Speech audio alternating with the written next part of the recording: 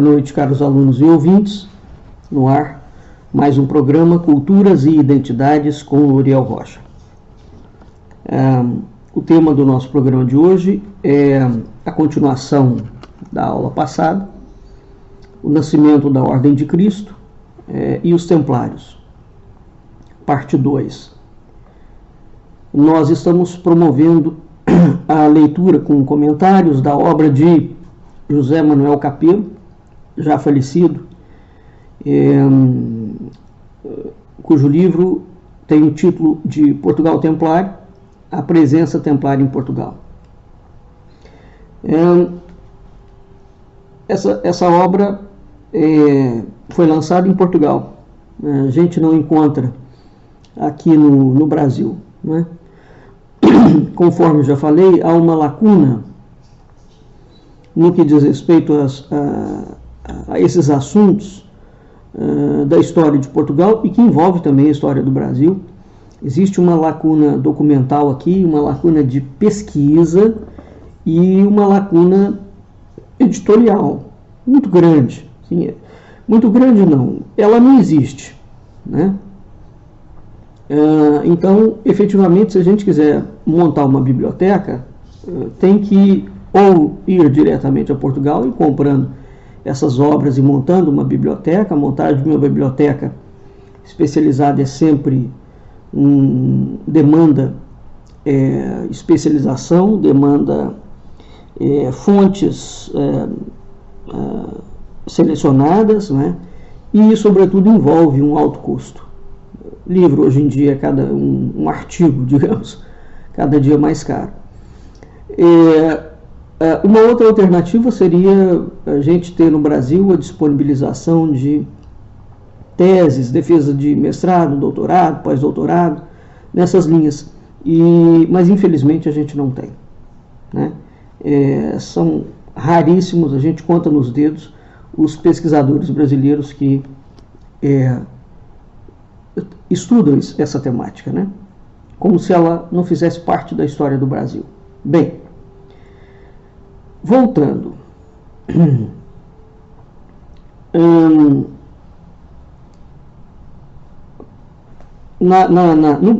No programa passado, na aula passada, nós começamos a fazer a leitura do nascimento da Ordem de Cristo, né? E nós paramos num texto, numa altura do texto, e eu vou continuar, né?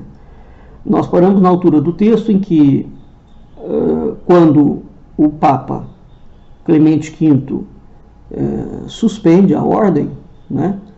Antes da suspensão, o rei Dom Dinis já sabia do que estava se processando. Ele faz uma manobra política. Todos os templários desaparecem do reino de Portugal. Dom Dinis, a coroa, se apropria do patrimônio da ordem. E depois Dom Dinis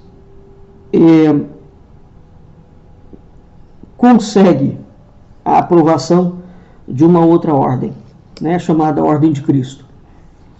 Concede a uma aprovação por bula papal.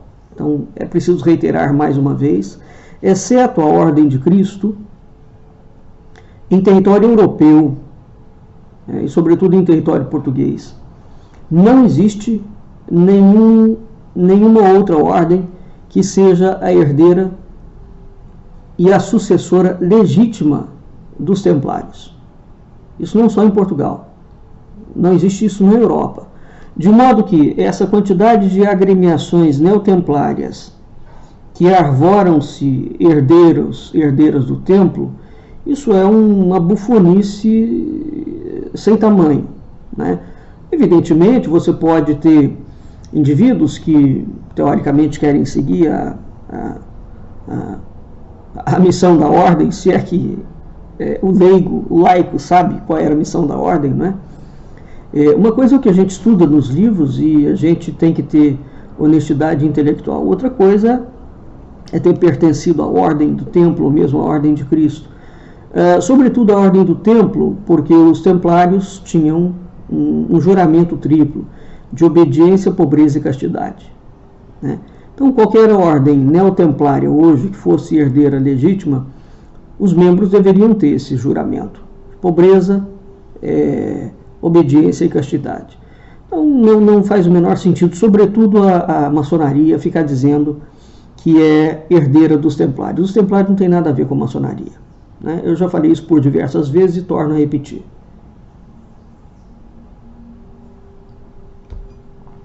Bem, então a ordem foi canonicamente suspensa e ela permanece até hoje suspensa. O Vaticano, um outro Papa poderia criar uma outra ordem, mesmo 700, quase 800 anos depois, poderia, não tem problema nenhum. Mas isso é uma atitude que cabe ao Papa. Até hoje, nenhum Papa fez, não é? E a única ordem que sucede diretamente aos templários é a Ordem de Cristo, em Portugal. Então, não há o que falar sobre esse assunto, tá? Bem, continuando aqui. Era este o estado das coisas em Portugal, quando uma bula dada em Avinhão, do Papa João XXII, de 15 de março de 1319, proclamou e ordenou a fundação de uma nova ordem de cavaleiros neste reino. Não era outra senão a Ordem do Templo, que aquela bula chamava a vida com um nome diverso. O Papa intitulou a ordem Ordem de Cristo. E os cavaleiros? Era este o nome dado aos templários já anteriormente nos diplomas públicos referentes à sua ordem. Então veja, até o nome é o mesmo nome. E eles próprios usavam dele antigamente com o título de templários nos atos civis. Os cavaleiros de Cristo tinham de seguir a regra dos cistercienses. Era essa também a regra mediante a qual viviam os templários. O abade de Alcobaça é, segundo a bula, o superior espiritual dos cavaleiros de Cristo e procede, quantas vezes o julgar conveniente, à inspeção do chefe e membros. Igual mister, exercia o mesmo abade na ordem do templo. Como nesta, o mestre e os outros superiores da ordem de Cristo são obrigados, antes de começarem os seus cargos, a prestar juramento de lealdade ao rei.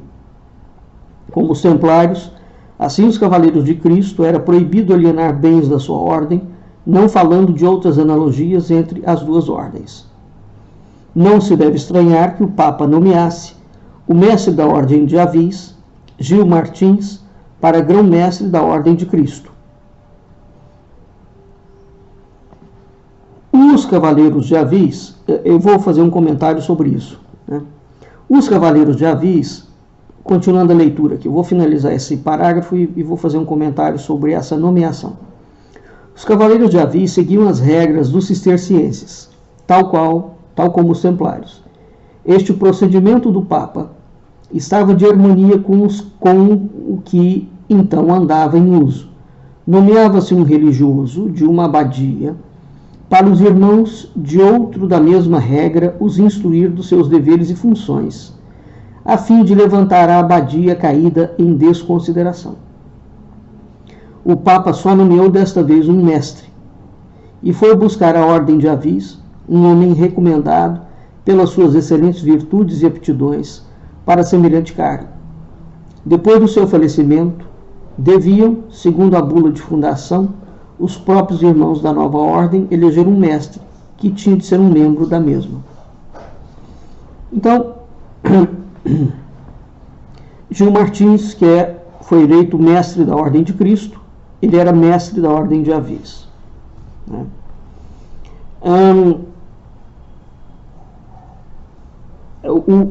O Capelo faz uma nota que, quer na Ordem do Templo, quer na Ordem de Cristo, não houve grão-mestre, né? Esse termo, ou essa dignidade, aparece titulado, na realidade, em certas ordens, de instituição mais ou menos secreta, a partir de meados do século XVIII.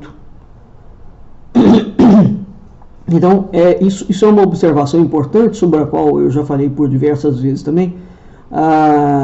Tanto os templários quanto a Ordem de Cristo, eles não tinham grão-mestres. Tinha mestre. O grão-mestre é uma titulação, é um termo, é uma dignidade, a palavra correta é essa, quando existe uma conotação de sociedade secreta. Bom, os templários não eram uma sociedade secreta, nem a Ordem de Cristo, né? Então, isso são confusões. Sociedade secreta é uma coisa, sociedade iniciática é outra. Todas essas confusões são muito correntes aqui no Brasil. O autor, Henrique Schaeffer, volta muitas vezes a usar e a repetir a terminologia na dignidade de grão-mestre para a Ordem do Templo. Está errado isso. Apesar de ser excelente, criterioso e minucioso investigador, acreditamos que na sua honrada observação, por aqueles dias, início do século XIX, dada a proximidade e a influência que as ideias do Iluminismo e da Revolução Francesa tiveram, muito por livre ou mero arbítrio das ditas sociedades secretas, então em pleno vigor e função, era pretender fazer titular o que nunca foi titulável daquela forma e nomenclatura, no que verdadeiramente respeita a qualquer um dos mestres templários, quer no que concerne aos que foram na Palestina, quer em qualquer deles que tiveram essa dignidade em qualquer uma das províncias desta ordem de cavalaria, espalhadas pelos mais importantes reinos da Europa. No entanto, pesem as advertências e as continuadas correções desse tremendíssimo erro, muito boa gente da investigação continua a teimar chamar grão-mestre aos que apenas se denominavam mestres. Se der tempo, nós vamos falar para vocês as titulações ou as dignidades respeitantes à Ordem do Templo. Bem, então a gente viu que, no primeiro momento, o grão-mestre da Ordem de Avis, Gil Martins, assume a Ordem de Cristo, e fica estabelecido que depois da morte dele, os próprios monges elegeriam um outro membro da própria ordem, já da Ordem de Cristo, para ser o mestre deles mesmos. Todos os bens móveis e imóveis que a Ordem do Templo possuía em Portugal e no Algarve, todos os domínios com todos os direitos e privilégios, foram adjudicados como propriedade à Ordem de Cristo. Inclusive, isso entra, nesse rol aqui, entra inclusive as possessões ultramarinas. O Brasil, por exemplo. Dom Diniz, que nesse assunto só tinha conquistado a fama de prudente, ao mesmo tempo, contudo, também a censura de ávido e injusto contra os templários, patenteava agora um desinteresse e retidão que eram tanto mais surpreendentes e meritórios, quanto foi longo o tempo durante o qual a prudência o obrigou a ocultá-los e a expor-se a si mesmo ao desenvolvimento e à crítica do mundo por espaço de muitos anos. Não só ordenou, a 26 de novembro de 1319, a entrega de todos os domínios da Ordem do Templo, de que tomara posse a de Cristo, declarando sem efeito todas as sentenças judiciais por cuja força lhe foram adjudicados quaisquer bens da Ordem do Templo, de ensejo de sua suspensão, como também mandou restituir aos cavaleiros de Cristo os rendimentos cobrados pelos almoxarifes régios nos bens dos templários desde a sua extinção.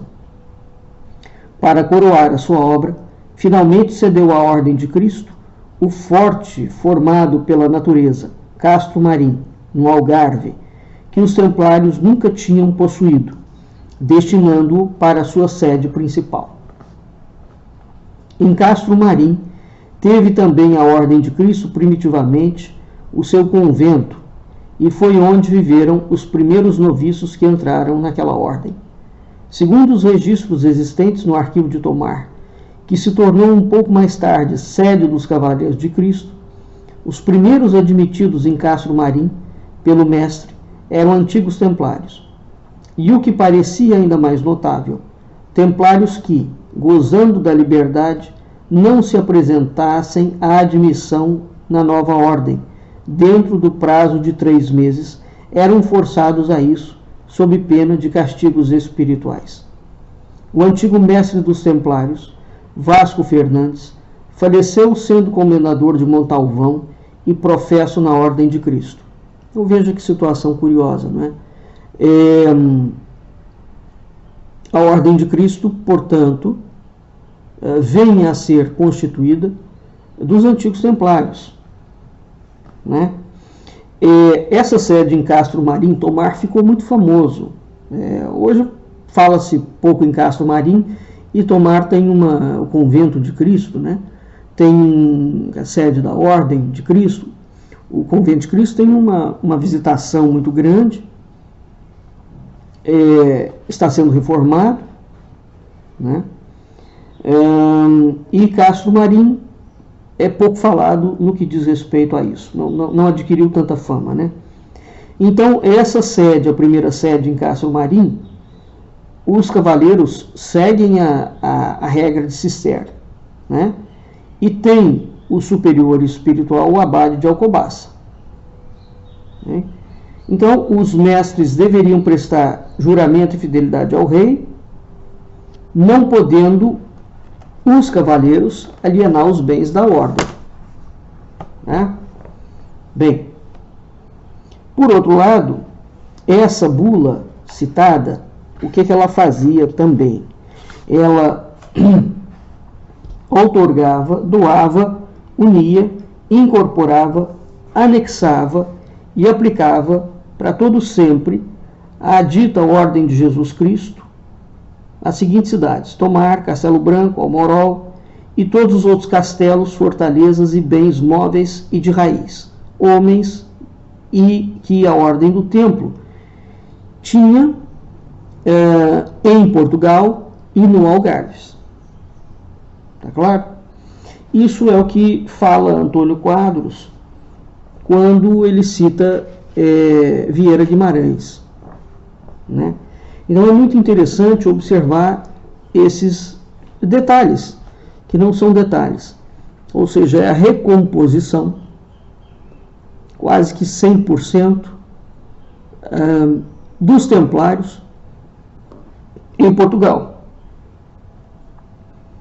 Depois de investidos alguns cavaleiros, continuando a leitura, pensou o novo mestre em dar posição e firmeza à ordem com novas ordenações e leis, em rejuvenescer a instituição e regular a sua administração.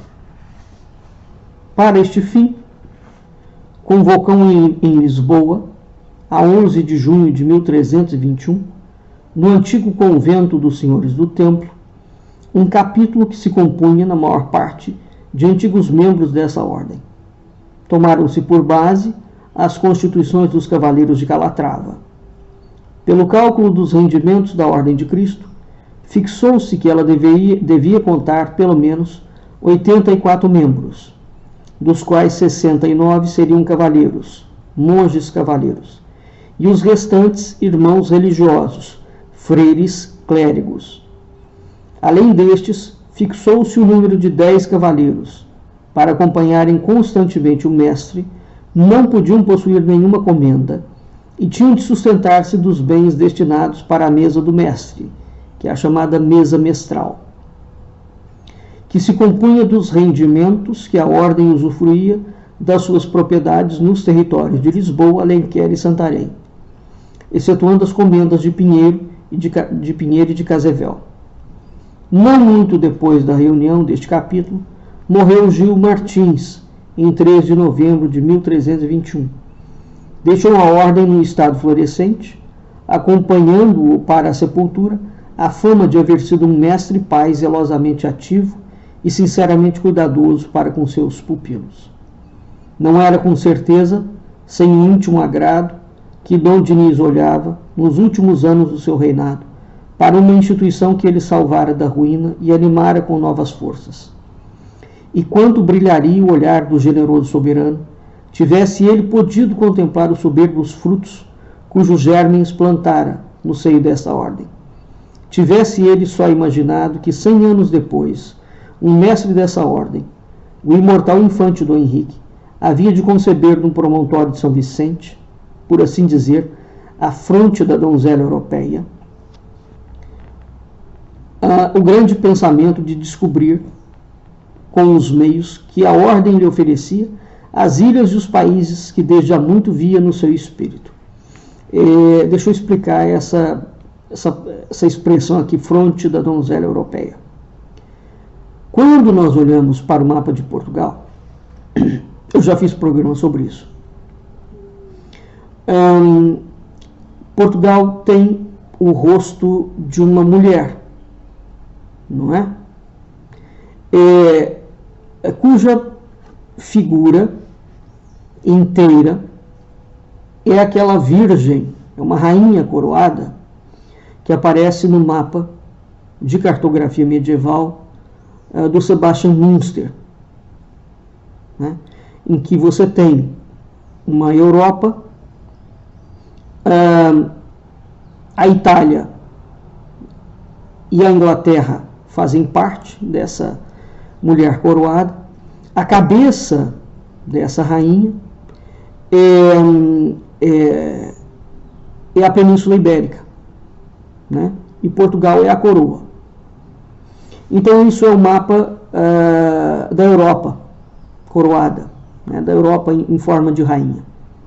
Isso é muito significativo porque, evidentemente, a simbólica desse mapa é extremamente interessante.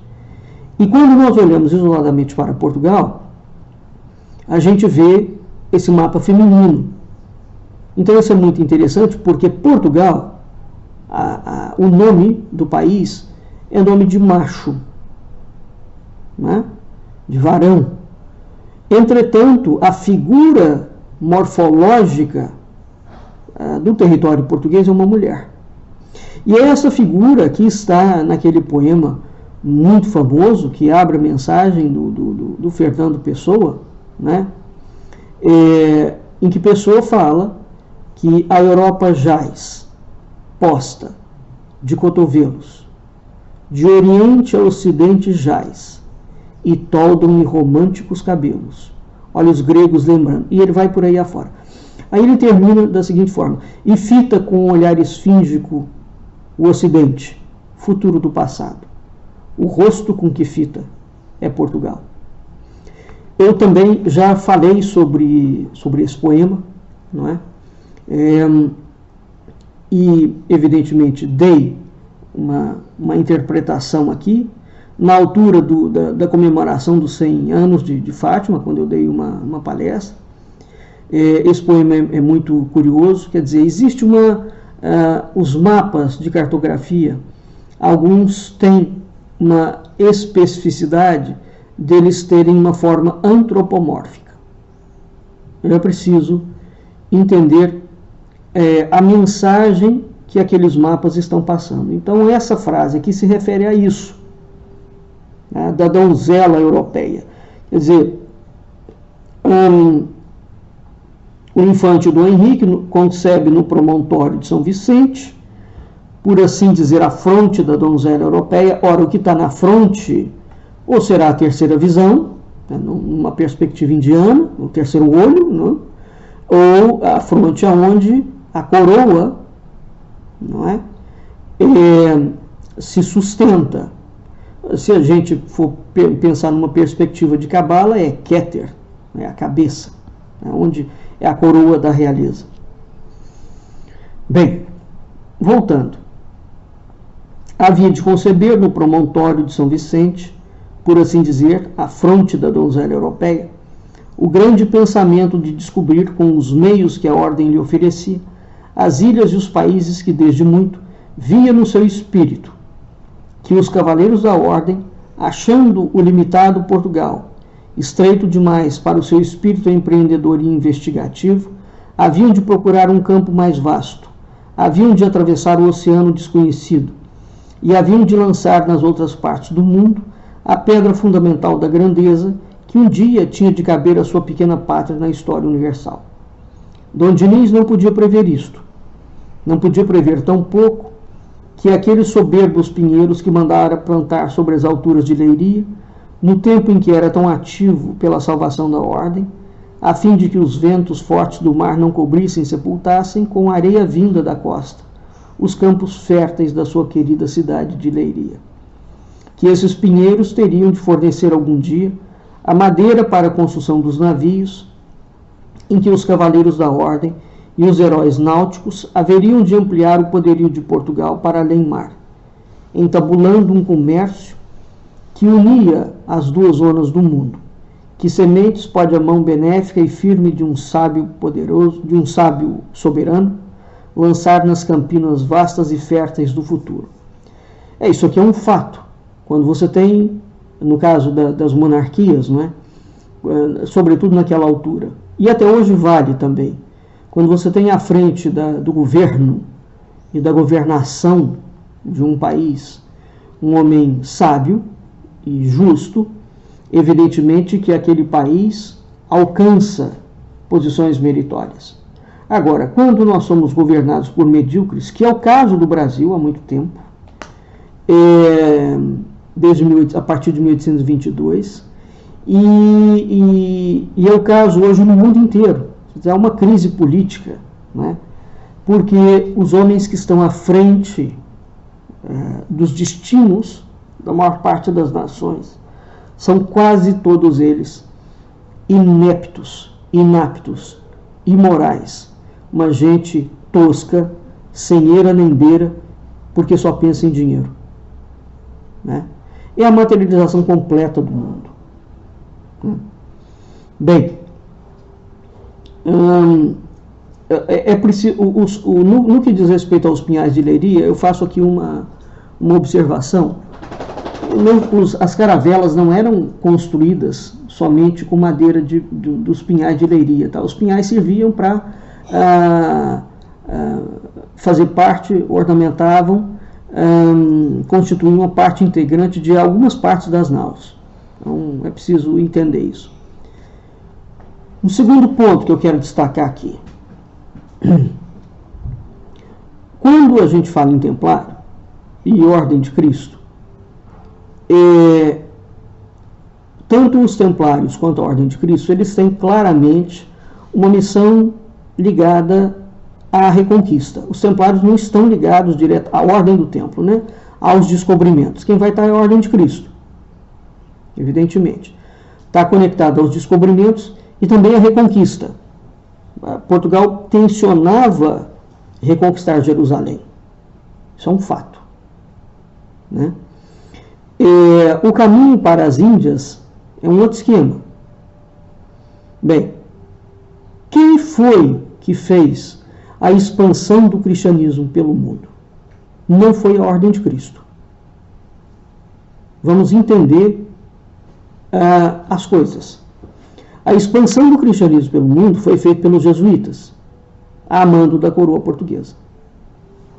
E evidentemente que quando os jesuítas entram nesse processo, a ordem já tinha sofrido aquela grande reforma que Dom Manuel manda fazer, Dom João II começa, né, Dom João I, Dom João II, Dom Manuel, e Dom João III definitivamente reforma a ordem. Dom João III era católico radical, né? E ele coloca os jesuítas praticamente em substituição à Ordem de Cristo, né? Então, o processo de missionação e de expansão da fé é uma obra jesuítica. Os jesuítas vão para os 4 cantos do mundo. Eles vão para as Américas, eles vão para a África, eles vão para a Ásia. Isso não é um feito nem da Ordem do Templo, nem da Ordem de Cristo. A expansão da fé e a conversão dos gentios, a conversão dos infiéis. Tá? É preciso separar uma coisa da outra para não misturar. Evidente, e os jesuítas tornam-se, como eu já falei por diversas vezes, funcionários públicos da coroa portuguesa. Eles são pagos pela coroa portuguesa. Evidentemente que quando o Marquês de Pombal dissolve a ordem, né, extingue os jesuítas, expulsa os jesuítas de Portugal, toma todo o patrimônio, os jesuítas tinham um papel econômico, um papel financeiro dentro, trabalhando junto com a coroa portuguesa, que era importantíssimo, um papel educacional, civilizatório. Então essa atitude do Marquês de Pombal quebra Portugal por dentro, literalmente, né? Depois do Marquês de Pombal, quem assume é a Rainha Dona Maria I e Dom João VI. Então, esses dois monarcas que vão vir e criar o reino de Portugal, Brasil e Algarves, eles pegam a situação política, econômica, financeira de Portugal em frangalhos. Além de pegar, Dona Maria traz os jesuítas de volta.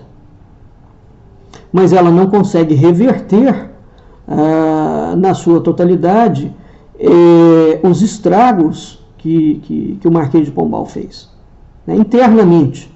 Então a história tem outros meandros, tá?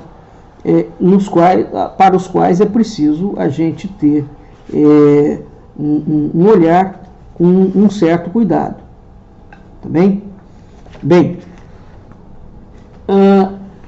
aqui eu quero dar o nome dos autores que vão fazer a relação e a sucessão dos mestres do templo em Portugal, né? Frei Antônio Brandão. Então, de acordo com o autor, você tem um tipo de mestres específicos, a relação desses mestres. Então, existe uma variação, consoante o autor que você pegar. O Frei Antônio Brandão é um deles, né, quando ele escreve no catálogo dos mestres da Ordem do Templo. Isso foi publicado numa coleção maravilhosa chamada Monarquia Lusitana. Bem, depois nós temos o Frei José de Brito, que escreveu em Memórias da Ordem do Templo. Tá? Depois nós temos Frei Lucas de Santa Catarina, cuja relação está na obra Catálogo dos Mestres da Ordem do Templo Portugueses, que tiveram e exercitaram este título e cargo nesta coroa portuguesa e em outras de Espanha. Para a gente ter uma ideia, o Frei Antônio Brandão coloca 11 mestres. O Frei José de Brito, 24. O Frei Lucas de Santa Catarina, 22. O Frei Bernardo da Costa, 24. O Frei Bernardo da Costa coloca na História da Ordem Militar de Nosso Senhor Jesus Cristo. O Frei Joaquim de Santa Rosa de Viterbo coloca 26 na obra dele, Elucidário, né? Vieira de Guimarães, no século XII e a fundação do Castelo de Tomar e a Ordem de Cristo, ele escreve 27. Segundo Francisco de Pina Lopes, a Egitânia através dos tempos, ele descreve 28. Segundo Francis Guton, a cavalaria militar em Portugal, 27. Segundo André Jean Parache, 26. Parache está na História dos Templários em Portugal. Segundo Mário Simões Dia, 32. Os Templários em terra de Portugal. Segundo Pinharanda Gomes, 19. Na regra primitiva dos Cavaleiros Templários. E segundo José Manuel Capelo, ele dá 28, baseado fundamentalmente na obra de Bernardo da Costa e Santa Rosa de Viterbo e Amorim Rosa. Tá claro? Então é interessante isso, porque a gente vai notar algumas coisas. Os mestres da ordem, inclusive, os primeiros, os nomes são distintos. Então, consoante o autor que você vai pegar, você tem uma história específica, né? Lembrando o que eu falei no programa passado, a Ordem do Templo em Portugal teve 5 sedes. A primeira foi Braga, Soure, Santarém, Tomar e Castelo Branco. Tá? Bem,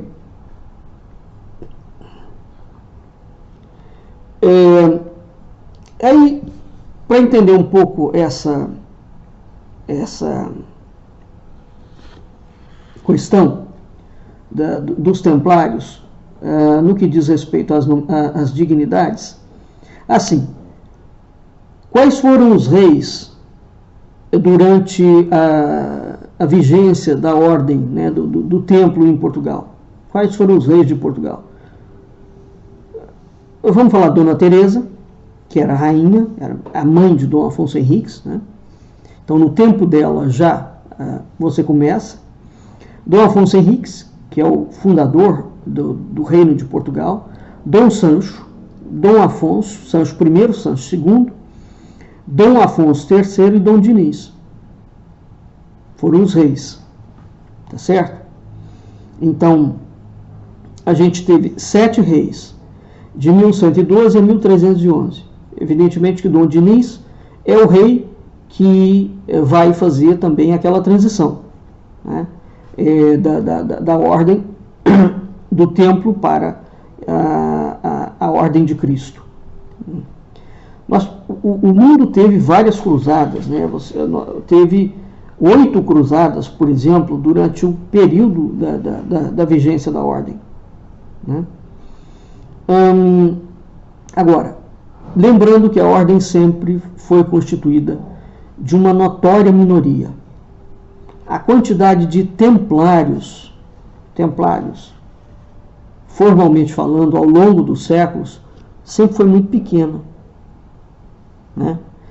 E isso é interessante porque era atribuído aos templários, os templários em Portugal e na Europa, uma força militar muito intensa. Então, de onde vem essa força militar e esse pavor que eles causavam, se o contingente deles sempre foi muito pequeno?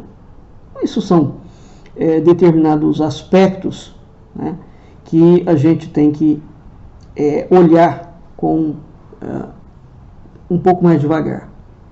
A ordem tinha uma estrutura hierárquica, né? Ou seja, dentro dessa estrutura hierárquica, o que a gente podia ver? Os privilégios, os deveres, as armas, os direitos, os equipamentos, né? Então você tem o mestre da ordem do templo de Jerusalém, que ele governava a ordem a partir de Jerusalém, né? Então a sede da ordem era Jerusalém. Imediatamente abaixo do mestre vinha o senescal. Depois você tem o tenente ou marechal, que é o comandante da milícia, né? Milícia hoje, sobretudo no Brasil, é um termo muito mal visto, né? Comendador da Terra Santa e do Reino de Jerusalém. Você tinha o comendador da cidade de Jerusalém, o comendador de Antioquia, o comendador de Trípoli, o comendador das 9 províncias da Europa. Quais eram essas províncias? França, Inglaterra, Poitou, Provence, Aragão, Portugal, Puy, Apúlia e Hungria. Tá? Drapier, o zelador, os comendadores. O comendador era eleito pelo mestre provincial e pelos irmãos. E os comendadores estavam na dependência direta do mestre provincial. Então, o comendador é aquele cujo poder está limitado à comenda, né? Os comendadores dos cavaleiros, que eram os auxiliares dos tenentes, os alferes, o gonfaloneiro, o turcópulo, os capelães, os cavaleiros professos. Veja, isso aqui é muito importante porque o cavaleiro professo, a grande maioria deles pertencia à alta nobreza, né? isso significa que a ordem não admitia quem não fosse nobre. É uma ordem de elite mesmo. É preciso entender a origem da Ordem do Templo e o funcionamento dela, porque aquilo está diretamente conectada com a sociedade medieval, com a estruturação da sociedade medieval. Ela é uma ordem de elite. Né? Agora, o freire da ordem, o monge da ordem, ele tinha que fazer 3 juramentos: pobreza, obediência e castidade. Né? Então, é preciso ser nobre, descendente de família de cavaleiros e filho de um matrimônio legítimo. Então, isso veja que isso são condições, naquela altura, que limitavam ainda mais, né, o acesso, digamos, à ordem. Esses cavaleiros precisavam estar livres de qualquer compromisso ou voto, né? Eles não podiam ser casados ou ter uma noiva, né? Então, agora, você podia ser um cavaleiro amigo da ordem. Você era casado, ou seja, você não fazia o voto de castidade, como Dom Afonso Henriques, por exemplo. É rei, não faz voto de castidade, e nem de pobreza, porque também não é pobre, mas faz de obediência. Agora, para ser templário, efetivamente, você tinha que ter essa conjugação. Você vinha de uma família nobre, você descende de família de cavaleiros e é filho legítimo, de matrimônio legítimo, né? E fazia os 3 votos. Tá claro? Então você tem os cavaleiros professos, os sargentos, os escudeiros, os serventes. Os serventes, via de regra, em geral, eram laicos, eram gente contratada, né? Tinha os criados, também eram contratados. Os artesãos também era gente de fora, poderiam ser contratados. São essas pessoas que faziam as tarefas essenciais para a ordem, né?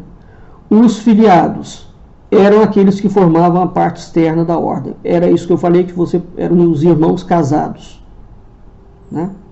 Então, os filiados eram aqueles que, comungando do espírito da prática templária, não podiam fazer os 3 votos. Mas eles estavam de alguma maneira ligados à ordem, eles tinham que ser aceitos pelo mestre ou pelo capítulo, né? Eles ingressavam na ordem por um período de tempo estabelecido e esses irmãos se chamavam, então, filiados. Você tinha também os confrades, que eram os membros leigos. Tanto os infantes quanto os príncipes, quanto os nobres, vieram a ser confrades da Ordem do Templo, consoante essa modalidade. Você paga uma taxa anual, né?